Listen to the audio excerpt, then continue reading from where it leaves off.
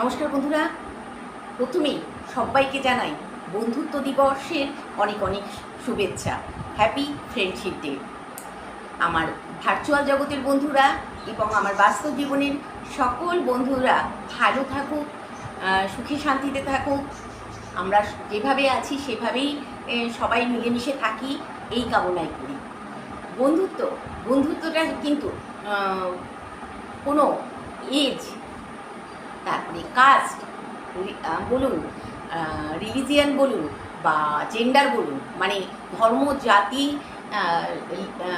নারী পুরুষ, অসমবয়সী সমবয়সী সবার সঙ্গেই কিন্তু হতে পারে। আর বন্ধুত্ব শব্দের আসল বেসিক হচ্ছে অটুট বিশ্বাস, যার কাছে মনের সব কথা অকপটে বলা যায়। যদিও